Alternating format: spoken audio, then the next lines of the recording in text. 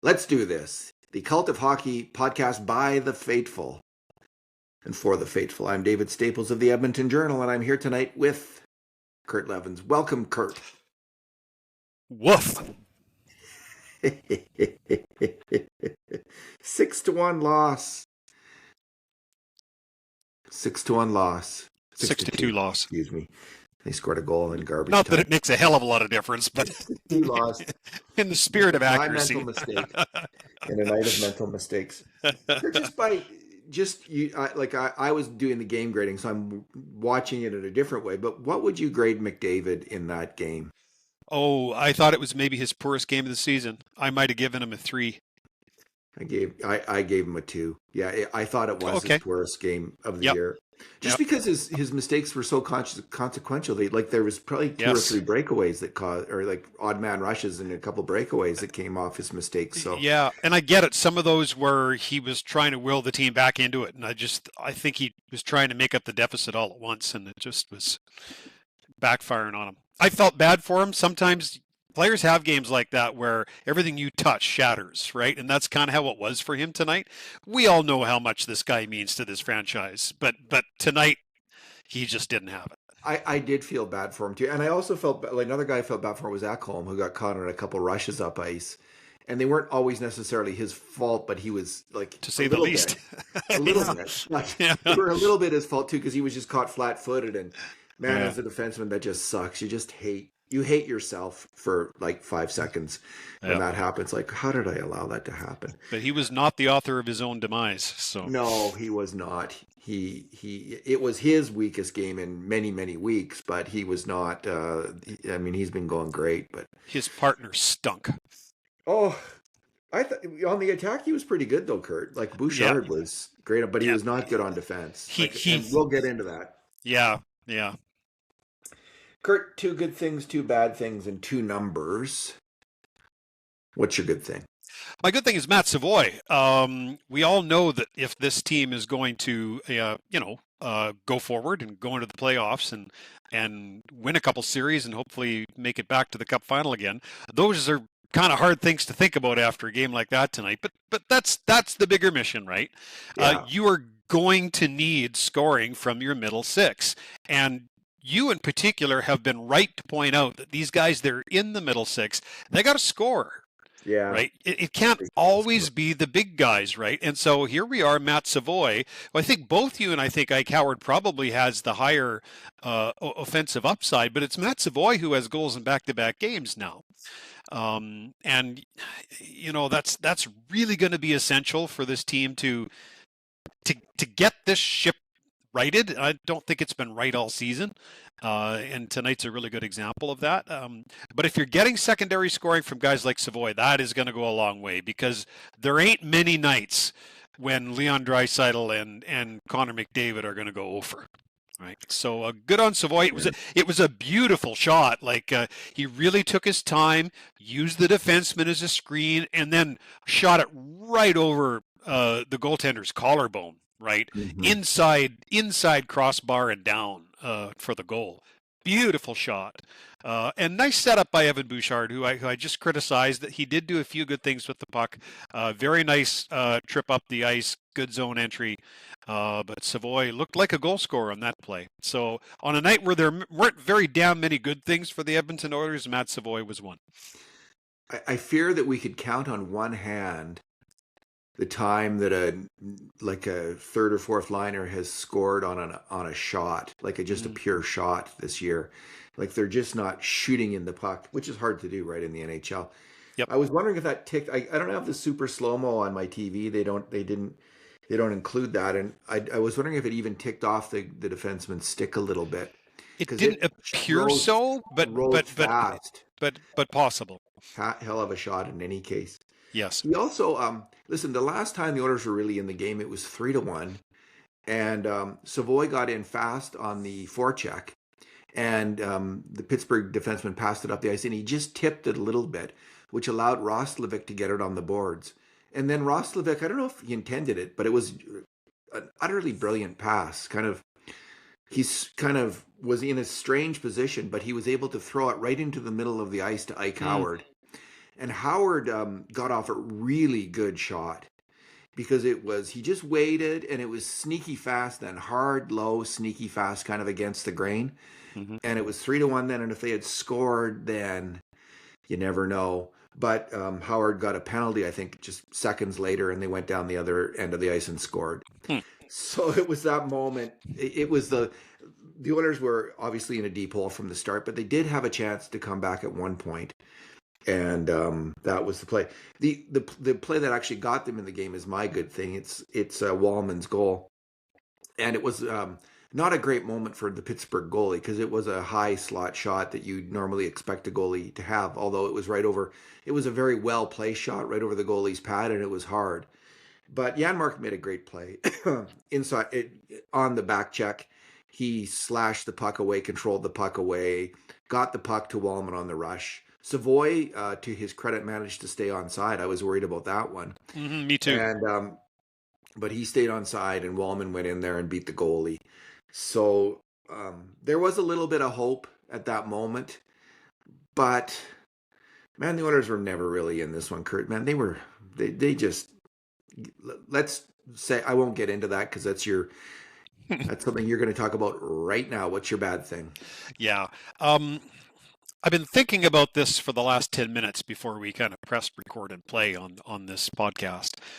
And I think I want to frame my comments with some context, which is, you know what? Generally speaking, once the Oilers got the first 20-25 games out of the way, they've been pretty decent. And defensively, over the last couple of games, they've been as good as we've seen them all season. And so this was what, the 6th, the 7th time we said, okay, here come the Oilers. Yeah, they've got this sorted out. Here they come, and so. But generally speaking, the last couple of games, I mean, they've been decent, right? They really have. So with that context, by the time it was 3-0, I looked over at my wife and I said, "How did they not get up for this game?" And this is my general point. I'm actually not going to talk about any specifics on any of the first 3 goals against. I'll leave that to you. Here's my point. The fan base in Edmonton has been waiting for several years now for a general manager to engineer a trade to bring in a legitimate number 1 goaltender in order to give this club a real chance at a Stanley Cup. And there is a portion of the fan base, I don't happen to be in that portion, but there's a portion of the fan base that believes if we had someone other than Stuart Skinner the last 2 seasons, we would have a cup or 2 by now. I think that's really harsh criticism, and I think it's somewhat misdirected, but nonetheless, it certainly is a more than a small minority of people feel that way, right? Right. So the general manager makes the trade, and here you are, the team that you made the deal with is coming to town. So you've got Tristan Jarry, the guy who, won a Memorial Cup for you. Here he is, back at home, and Pittsburgh's coming to town. So you've altered the schedule of your starters so this guy can face the team that decided they didn't want him anymore, right? So all kinds of incentive there, right? Then there's the fact that Sidney Crosby, one of the greatest NHL players we've ever seen, is coming to town. And this is a club that the Edmonton Oilers, for the most part over the last few seasons, have beaten for fun. Right. We've talked about how the Pittsburgh Penguins look old and slow, and the Edmonton Oilers are the team that are real Stanley Cup contenders. Stack on top of that the fact that your superstar, Leon Draisaitl, who had to leave for a family emergency and has been away for 3 games, took an 8.5-hour flight back from Germany and still decided to lace him up and play tonight. You've got all of this incentive to start on time tonight, right? To start on time. Barely a pulse. Now, I could get angry here, but instead I want to ask a couple questions. given all the circumstances surrounding this game, and the fact that there was barely a pulse, and bang, bang, bang, you're down 3-0 in the snap of a finger, who's this on? Right? Did the players, you can't imagine the players took this lightly. It's Sidney Crosby, for God's sakes. I mean, how did you not get up for this game? All the circumstances I just talked about.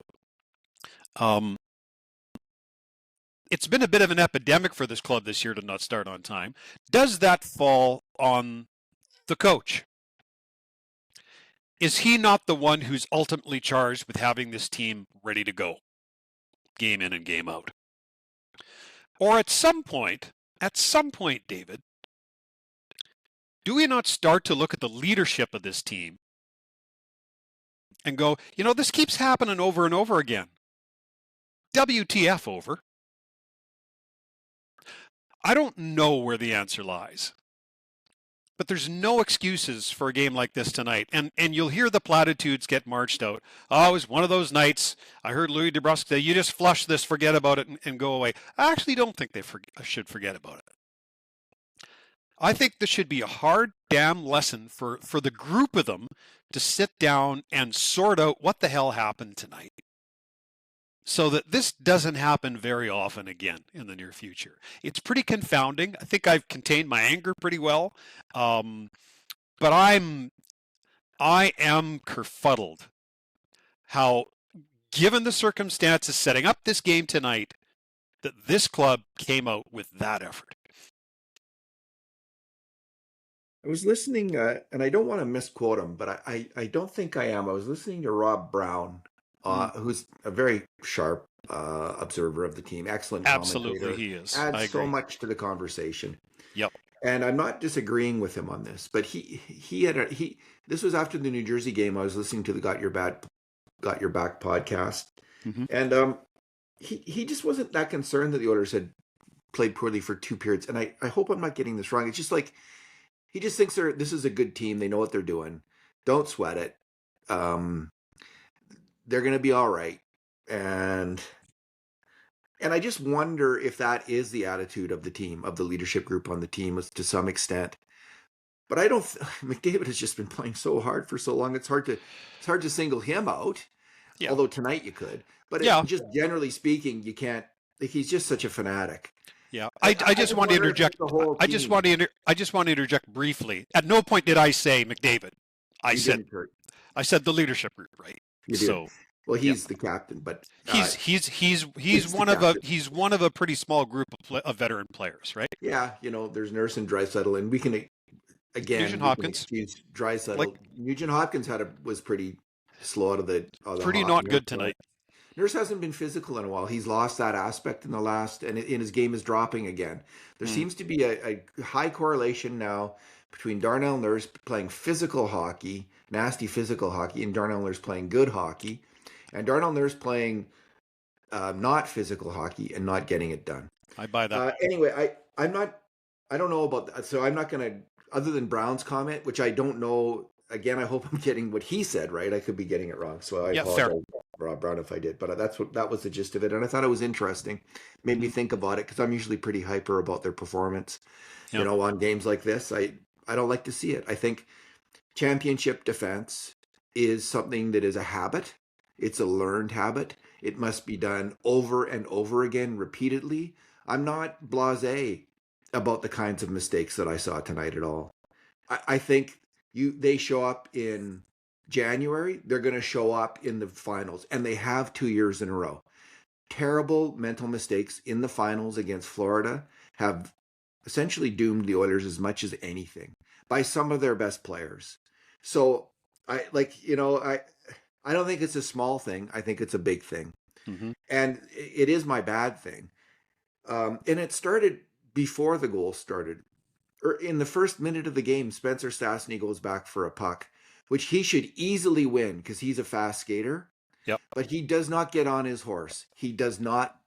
One of the Billy Moore's 10 rules of hockey, the former U of A coach, former Oilers coach, get back as fast as you can to get the puck. And and he didn't, and he got beat by, I can't remember who, and then there This was a was the pass. Achari chance, right? This was the Achari chance. They almost scored a minute into the game because Spencer Stassi was just lazy going back a little bit late. Like, it's almost lazy is too strong a word, but he wasn't sharp going back to get it. He was slow. He was a step slower, and there was no reason for that mistake other than he was just not focused. Mhm. So that's what starts it off. And then on all three first goals, there's a mental mistake, at least one. And the first one, it ends up as a 3-on-2 because in the offensive end, Curtis Lazar just misses his check. Hockey's a risk reward game. And you're constantly like any player is constantly assessing, should I go for the puck? Should I back off? And he went for the puck. He went for the play when he should have backed off. And it's a 3-on-2. All of a sudden it's a 3-on-2. And then Evan Bouchard turns it into a 3-on-1. A 1-on-0. He loses track to some extent. Like he gets sucked into the middle of the ice a little bit more than he should. And again, it's kind of a mental error, I guess. It's Yes. not a physical error. Yes.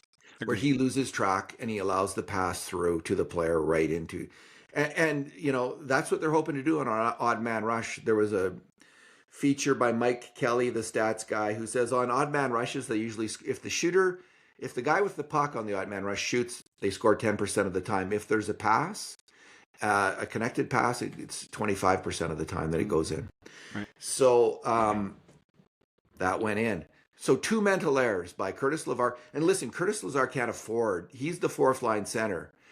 He's fighting for his job essentially every game because they could trade for another center if he doesn't get it done. And he has been playing well. Or he could sit when Adam Henrique comes back after the Olympic break. Your point's well taken. Yes. So he can't make that mistake as the fourth line center. His risk reward is don't take the risk. Don't let them score.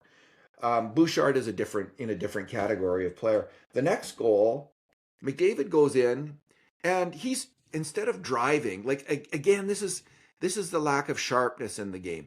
When Connor McDavid goes in the zone, you usually don't see him like throw the puck into the middle of the ice on a 50-50 pass to a teammate who's not really in any beneficial position to receive it. That's what he did, and there's a turnover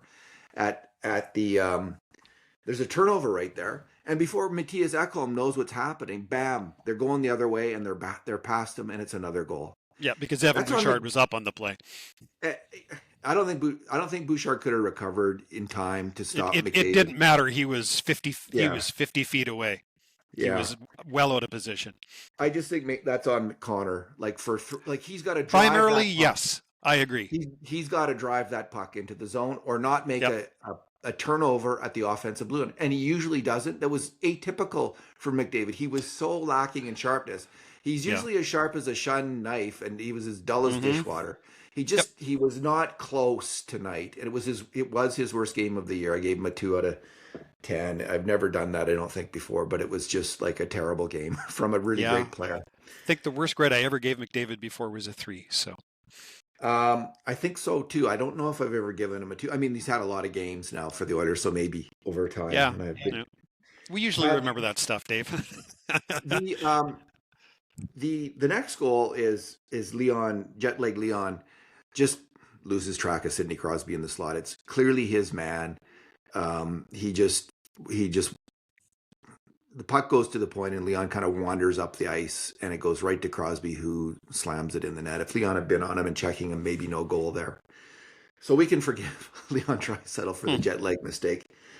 The last one I want to point out in terms of mental mistakes is Wallman on the 6th goal. And even though this is just a garbage time goal, there's no goal there, but Jake goes for the big hit. He decides he's going to plaster the Pittsburgh player with the puck. And when he moves up to hit the guy, that guy passes the puck through Jake to the guy cutting into the middle of the ice who scores. And Chinnikov on a good shot. So again, another, Knobloch talks about this sometimes. Like if you go for the big hit, sometimes you put yourself out of position, and that's what happened there. I want to point out one other mistake. I think it was again on a goal against where McDavid gave up a breakaway, and it's not a mental mistake; it's a physical mistake. And it was a tough pass from Bouchard right at the blue line. And those guys, McDavid and Bouchard especially, execute so many high danger plays at the blue line, and they do it usually in incredible fashion. Like the number of difficult, tough passes they make between each other right at the blue line is astonishing. It is astonishing. And it hardly ever results in a goal against. It hardly ever. And if it is, it's usually Bouchard who flubs it. He's in the middle, like, and he's in a tough spot. Like they want to make those plays. They want to have that high cycle, and this is the danger of the high cycle. This time, Bouchard put it a little close to McDavid's skates. He did get his stick on it, but then when the puck bounced back, McDavid lost the battle with Mantha, I think it was, who went in there and scored. Yeah. So this is a physical mistake. It was just even too hard a play for McDavid to make. But I think when he, on a sharper night, when McDavid was at his at 100% and whatever percent he was at tonight wasn't close or even to that. average. Yeah, even average, he would have made that play. Yeah, but he just was fighting the puck all night long, and he really struggled. So mental mistakes, Kurt, they'll get you. Yeah, well, you know what? My closing comment on your comment, and I think that's all well put. These are the kind of performances that cost Stuart Skinner his job in Edmonton. Yeah. Right? Well, now maybe he, you know what? For all the people who were all free to say he was the problem, really? Well, go back and watch the game tape tonight. Tell me that he was the problem. I would say he was part of the problem, though, in that he started to struggle repeatedly on the same types of goals against, this year especially. Wouldn't you under defensive coverage like this? That's my point. Yeah, there was lots of, but I really haven't noticed in terms of the grade A shots much difference in the rate of grade A shots against between earlier and now. It's kind of similar. As I say, generally speaking, they've been better defensively lately. But if you go back I can count. I've lost track of all the games where I've done the game grades, David, where I keep saying, yeah, you would have liked Stuart Skinner to have that one, but the other 4 weren't on him. Like Jari tonight. Well, that was that kind of night tonight for sure. Which of the 6? Like maybe one of them, right? But the other 5 are like, who else is stopping that? Maybe the Crosby. Like, which one are you thinking? I don't fault him with the Crosby. That was a spectacular deflection. I didn't even think on it. Like, okay, a big save would have been huge, right? Like a massive save on some of these, like a couple massive saves. But really, but you know what? They got that after it was 3-0. When you look back, it's I counted three big saves, including that one on Raquel on the Pittsburgh power play. We're going to get into that because this is related to my number tonight. Actually, why don't I just go there right now? Sure, because we're talking about it. Yeah. So the grade A shots in the game, which I didn't talk about earlier, because I was trying to think, what grade do I give Jari? He was the last player that I graded, and I was kind of flummoxed. I didn't really, because he had made a lot of really big saves. I would have given him a 4. So then I finally totaled up the 5-alarm and grade A shots. Mm-hmm. The grade A shots were actually 19-17, so the Oilers had quite a few grade A shots as well.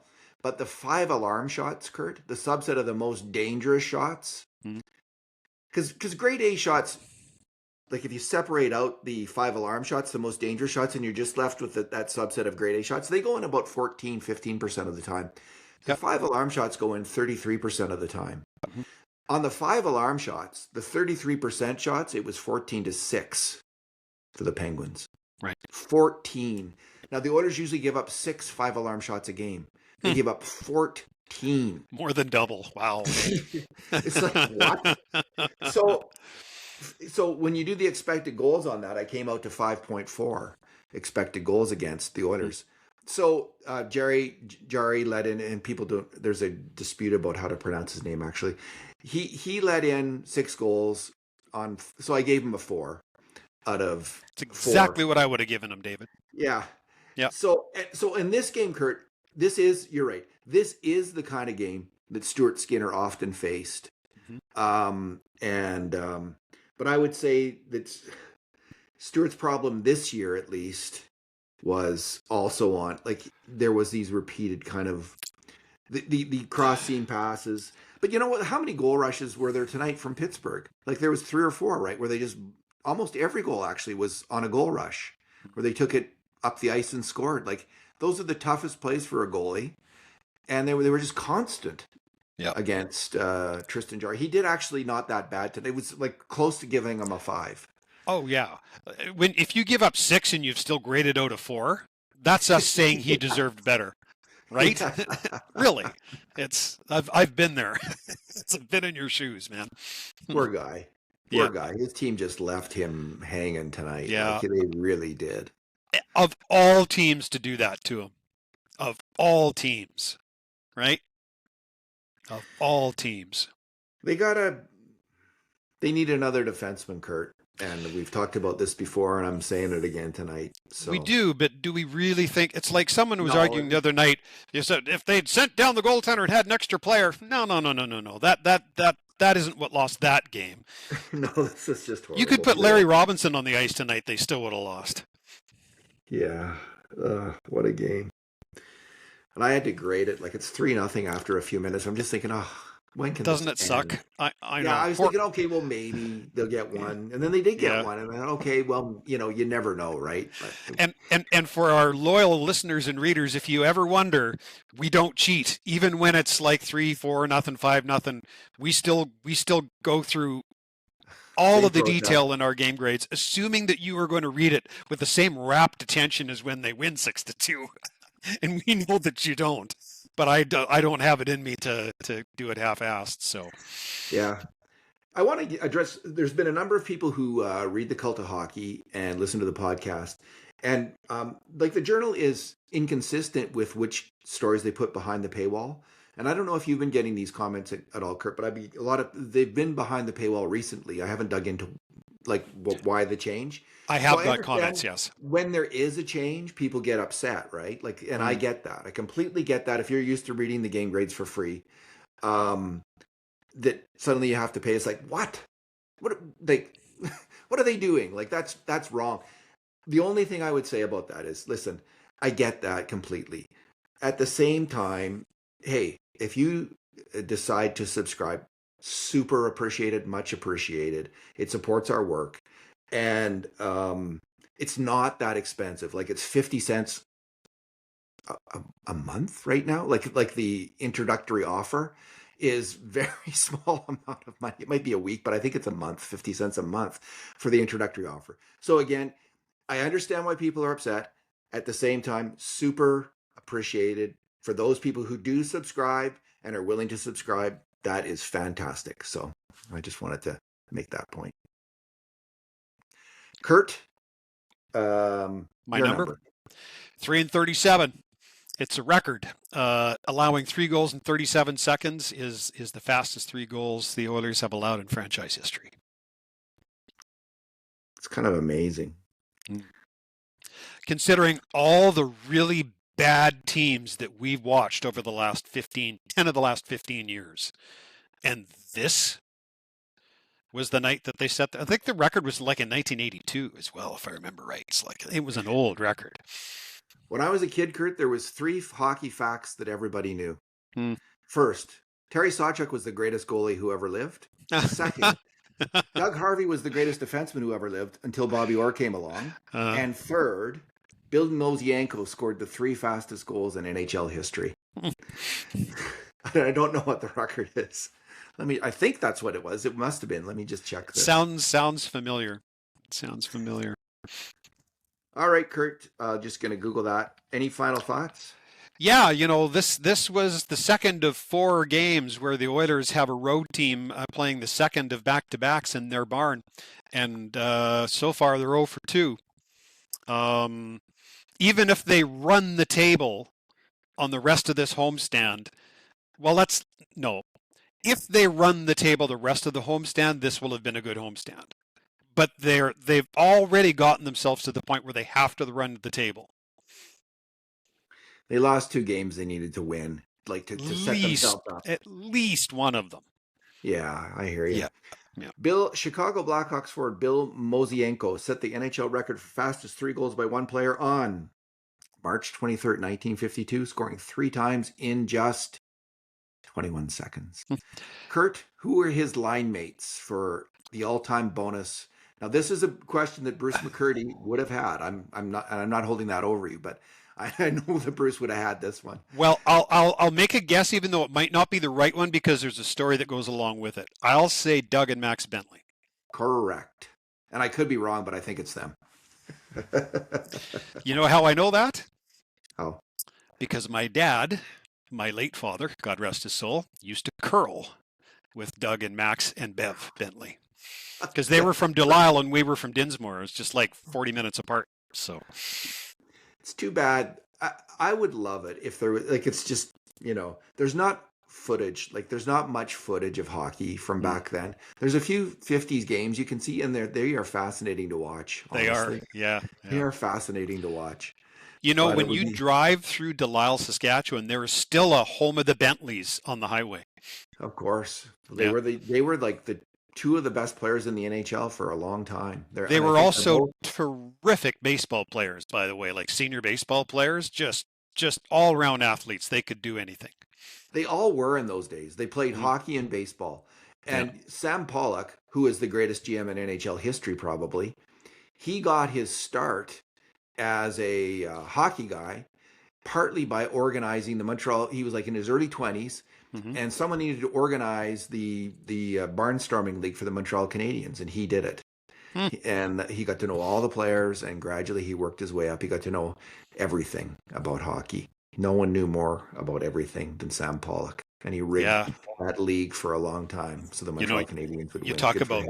You talk about multiple season athletes back in the day. My grandfather, Nelson, so on my mother's side, curled in the Saskatchewan Brier final, and I think it was 5 or 6 years later. He was a manager of a baseball team, and they won provincials, and he's now in the Saskatchewan Baseball Hall of Fame. Cool. He was a world-class curler and baseball manager. I don't know if he was much of a player, but and I only tell that story because there were many people like my grandfather that were really good at multiple sports back then, but the Bentleys were on another level altogether. So I'm told. My dad regaled me with many stories about the Bentley boys, as he called them. So it's funny. I loved baseball as a kid. I was a baseball fanatic, but they didn't have baseball leagues until I was done my teenage years in Devon. Like they didn't have a league. Really? Where did you grow up, David? In Devon, Alberta. No way, because that's where my son played baseball in Devon. I was a minor league baseball coach for years and years. I played baseball from the time I was about 4 till I was about 26. Like actual baseball, right? Yeah, it's a great sport. And they just as I was too old to play, they created it just then. Isn't that something? Kurt, such is life. Look, we found something fun to talk to on a night like this. It's over. It's over. Anything else we want to talk about? I don't think so. No, I think the better we move on. Yeah. Kurt, thanks for talking tonight. Yeah, no problem. And thanks to the wisest, smartest, sanest, and that's what we most appreciate about you. Especially tonight. Yeah. Hockey fans in the world. And in the meantime, and in between time, this has been another edition of the Cult of Hockey podcast.